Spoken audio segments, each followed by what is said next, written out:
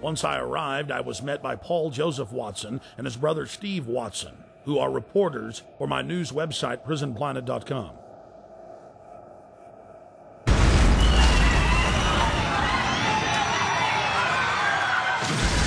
To understand the London bombings and who perpetrated them, you first need to look at 3/11/2004, the bombings in Madrid, Spain.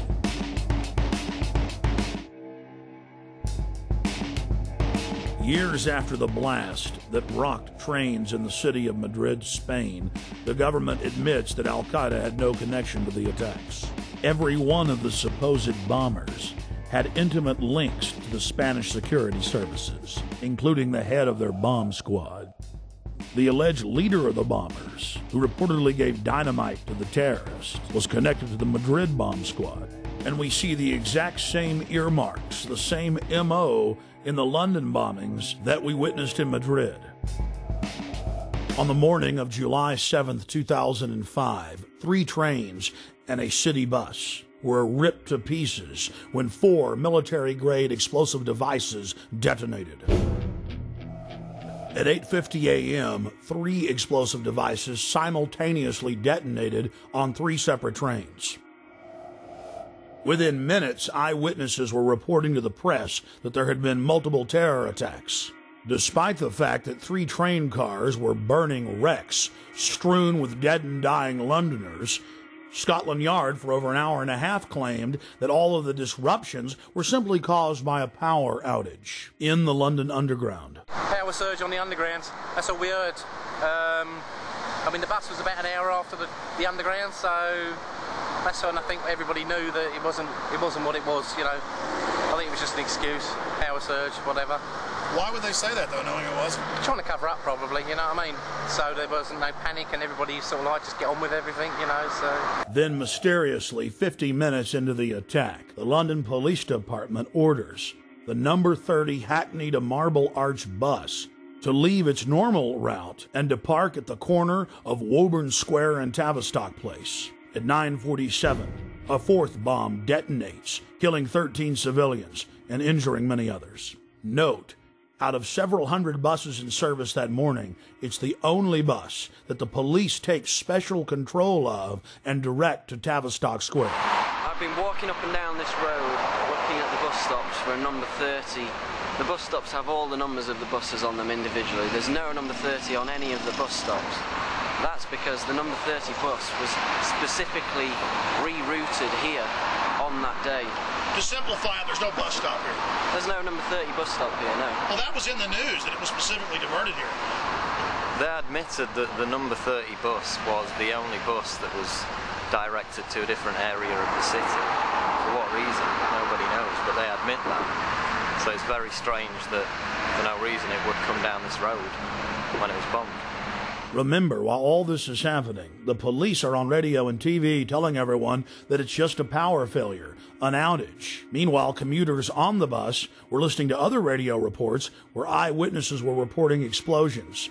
The supposed bomber on the bus with the rucksack became panicked and began looking in his rucksack in what witnesses said was a confused and frightened manner. Weeks later, police detectives investigating the case said that all 4 of the bombers on the 3 trains and the bus didn't fit the MO, the modus operandi of bombers. They'd bought 2-way tickets.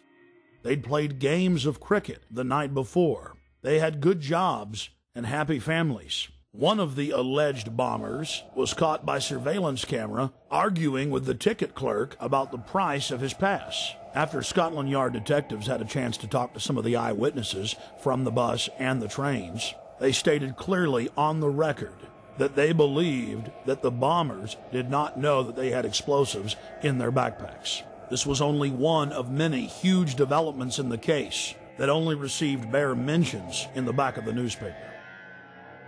The July 29th edition of Fox News Channel's Dayside program revealed that the so-called mastermind of the 7/7 bombings, Harun Rashid Aswad, is a British intelligence asset. Former Justice Department prosecutor and FBI terror expert John Loftus exposed the fact that Aswad was being protected by MI6 and was clearly under their control.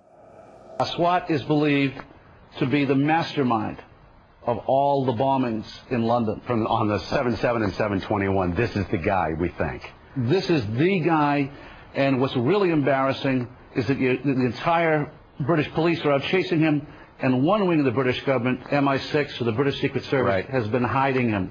And this has been a real source of contention between CIA, Hold on, John. Justice Department, and Britain. MI6 has been hiding him. Are you saying that he has been working for them?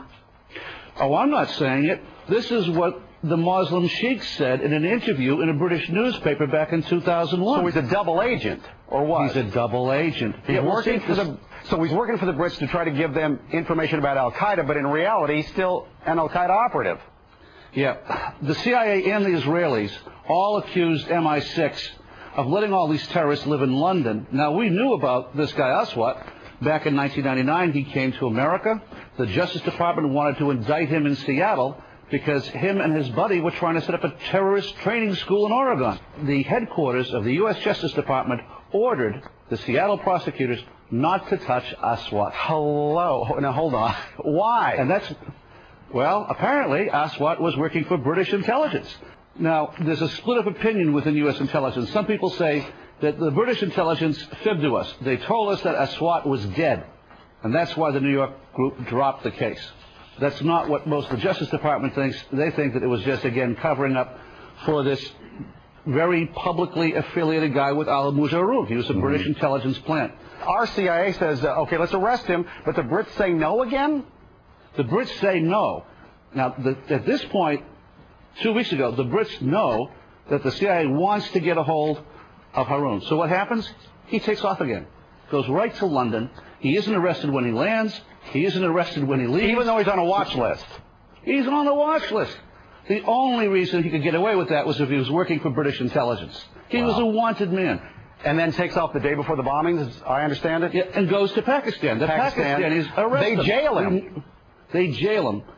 He's released within 24 hours. In London, we spoke with David Shaler, a former MI5 agent who was convicted of breaking the Official Secrets Act and imprisoned for 6 months.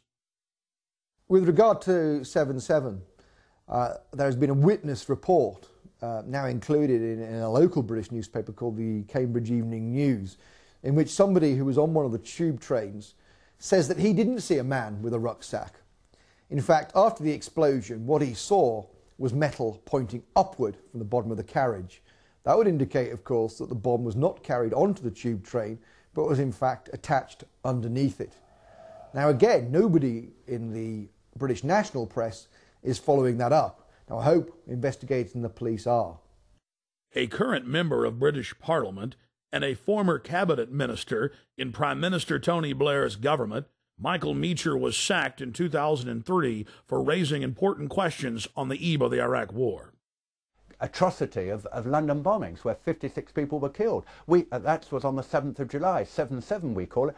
It's a very convenient way of ensuring there is fear, of ensuring that there is control, and of ensuring that those who are in the know, and of course we cannot tell you because it is all secret, are in a position of extreme power. As part of our inquiry into the London bombing, we wanted to investigate the suspicious death of Jean-Charles de Mendes. Within days of his brutal murder at the Stockwell tube station in the London Underground, evidence of a cover-up began to emerge. What did you witness with the unfortunate Brazilian man that died? All we saw was the police running into the station with guns. That's all we saw. We didn't see anything else at all. And then after that, a couple of seconds after that, we were vacated down South Lambeth Road. That was all we saw. We didn't see anything else. I mean, are you sad for him and his family that he's dead? Oh, yeah, but at the end of the day, he should have stopped and surrendered, shouldn't he? If it's happened in his own country, he would have been shot down as well. So, with all that's gone on, the police were only doing what they thought was best, as far as I'm concerned. Why do you think he ran? Well, because his visa had run out, obviously, but he's not going to have armed police running after him just because his visa's run out, has he?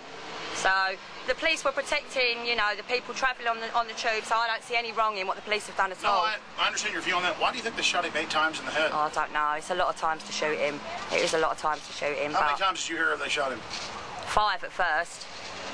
5, and then, no, 3 first, then 5, then it went up to 8. So...